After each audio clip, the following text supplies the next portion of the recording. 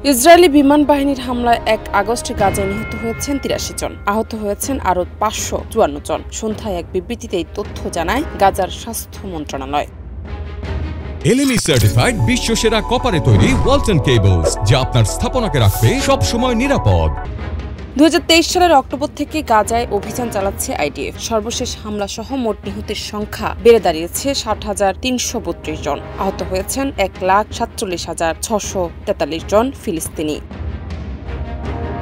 স্বাস্থ্য মন্ত্রণালয় জানায়, অনেক মরদেহ এখনো ধ্বংসস্তূপের নিচে। লোকবল ও সরঞ্জামের অভাবে উদ্ধার কাজে ব্যাহত হচ্ছে। বিবৃতিতে আরও বলা হয়, ত্রাণ নিতে আসা লোকজনের উপরও হামলা চালিয়েছে ইসরায়েল। শুক্রবার গাজায় ত্রাণ নিতে গিয়ে নিহত হন ৫৩ জন, আহত হন প্রায় ৪০০ জন।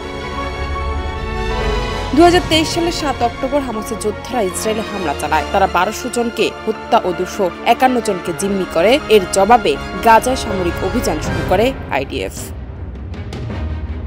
চলতি বছরের ১৯ জানুয়ারি যুদ্ধবিরতির ঘোষণা করেছিল ইসরায়েল। তবে ১৮ মার্চ থেকে আবারও অভিযান শুরু করে তারা। দ্বিতীয় দফার হামলায় গত ৪ মাসে নিহত হয়েছে ৯,১৬৩ জন, আহত প্রায় ৩৫,৬০২ জন। হামাসের হাতে থাকা ২৫১ জন জিম্মির মধ্যে এখনো অন্তত ৩৫ জন জীবিত বলে ধারণা। IDF জানিয়েছে, সামরিক অভিযানের মাধ্যমে তাদের উদ্ধার করা হবে। জাতিসংঘ ও অন্যান্য আন্তর্জাতিক সংস্থা একাধিকবার যুদ্ধ থামানোর আহ্বান জানিয়েছে। ICJ-তে ইসরায়েলের বিরুদ্ধে গণহত্যার মামলাও চলছে। তবে ইসরায়েলের প্রধানমন্ত্রী নেতানিয়াহু জানিয়েছেন, হামাসকে নির্মূল ও জিম্মিদের মুক্ত না করা পর্যন্ত অভিযান চলবে। জান্নাত নিপু, দেশ রূপান্তর।